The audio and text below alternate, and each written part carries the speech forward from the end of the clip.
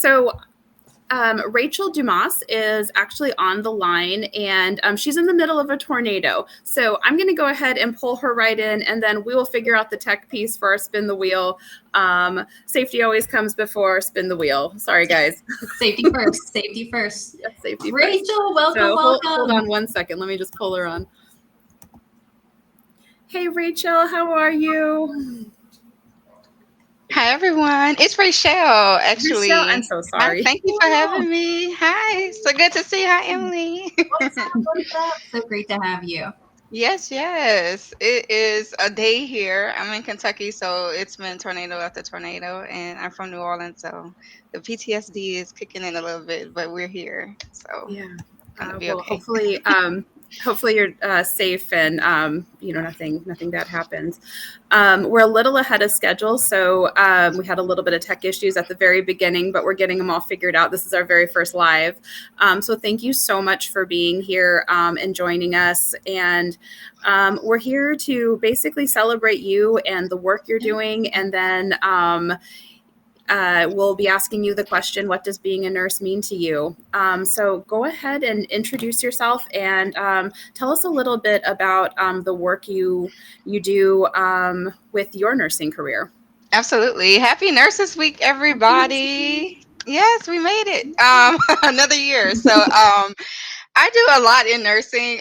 When I first became a nurse, I was like, I want to touch almost every specialty except for maternal health and pediatrics. That is something I do not want to touch because that is not my area of expertise. And ER, I am an ICU nurse, so ER is off limits for me because, either you one or the other, rarely both.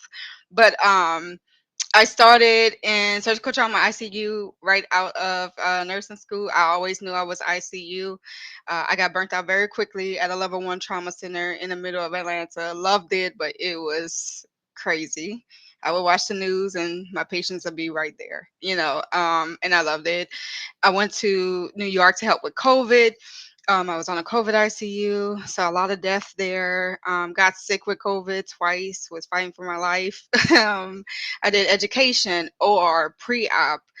Um, I've done so much. I can't even think of everything. Informatics. I just got my master's degree last week in informatics, so I just added that to my repertoire, and I will be starting my doctorate in August for informatics. So I'm also in tech. I'm a woman in tech as well too. So, um, and that's the thing about nursing, right? It's so versatile. So to me, nursing means that I get to do whatever I want in my profession, but still keep RN behind my name. And I'm also able to do whatever needs to be done. And when I say whatever needs to be done, we see needs and we fulfill them. We see a problem and we solve them. We see a deficit and we become innovators. That is what we do, literally what we do all the time, whether we're at the bedside or away from it. So throughout my nursing journey, I experienced 9 pregnancy losses. And because of that, I created Light After Nine, which is my nonprofit to help other moms in their village just along their difficult pregnancy journey. So I made sure they had maternal mental health resources, and we vet providers for them. We help with grants because it is expensive. I always tell people I should be riding a Bugatti, but I decided to have a baby instead. um, I help them navigate the healthcare system. And then I also teach healthcare providers how to care for us during this very difficult time and vulnerable time, using my pregnancy journey as a grand rounds presentation where those who are looking at the presentation, they could vote on what care option should have been chosen using a QR code. So very interactive, definitely a learning experience. And people may forget my name, but they never forget my story.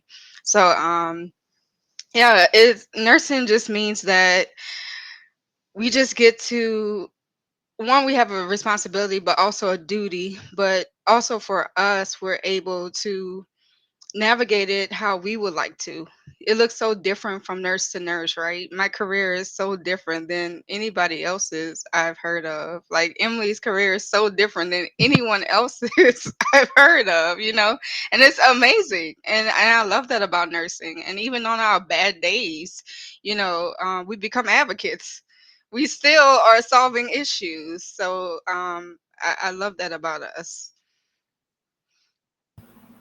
Thank you so much for sharing that. That your journey and your story so just so much, and I just like you, the work that you're doing with a light after nine to help moms that have had miscarriages or to help moms through difficult pregnancies is such a needed thing, and to be able to turn so much adversity into something so beautiful is just amazing. So thank you so much for all the work you do and all the heart and soul that you put into your life and your career and all of it. And thank you so much for being here. I just from the bottom of my heart, thank you. Thank you. Thank you for inviting me and having me here Yeah. today. Thank you so much. We also, I just, Laura, who had some technical difficulties earlier, just joined our call too. So I'm going to go ahead and pull. Oh, did she drop off again? She did. I think she's in Puerto Rico. So she's having some I love Puerto Rican. issues. Yeah. Coming in. Um, I could taste the so mofongo right now when you said that. Tell us a little bit. Can you tell us a little bit more about the work with A Light After Nine and what it entails? Like what can somebody utilizing your services expect Yeah. when they get in contact with you? So it depends on if you're a healthcare provider or in hospital, or if you're a mom or a village, right? So if you're a mom or a village who may be navigating a difficult pregnancy journey, we offer mom to mom mentorship programs. We offer assistance, and we find grants for you and help you fill out that paperwork, because sometimes it could be just a lot. We make sure we vet providers for you, because that was a big issue I had in my pregnancy, just getting the right providers too, and not knowing which providers to get. I was a trauma nurse. I didn't even know a reproductive endocrinologist was a thing. I knew an endocrinologist was a thing. I didn't know a reproductive geneticist was a thing. And doing that journey, you just don't know what you don't know most of the time. But we also, like I said, help with maternal mental health resources. This is Maternal Mental Health Month, and 1 in 5 women suffer from mental health issues because of their pregnancy journey and things surrounding it. So it is very, very important to address those issues. And then if you're a healthcare professional, hospital, clinic, we come in and I love to do this, especially with students, because they're bright-eyed and bushy-tailed, to help those students understand what they're walking into as far as the maternal health arena. We are miscarrying, we're having stillbirths, we're dying, you know, because we're being gaslit, or you're not listening to us and our symptoms, all of these issues. So typically when you come in, after hearing this story, it sticks with you, and you're thinking about how can I transform maternal mental health. Um, so I find that it's a good catalyst to change. So yeah, we work with hospitals to basically renovate their maternal mental health programs as well. Hello.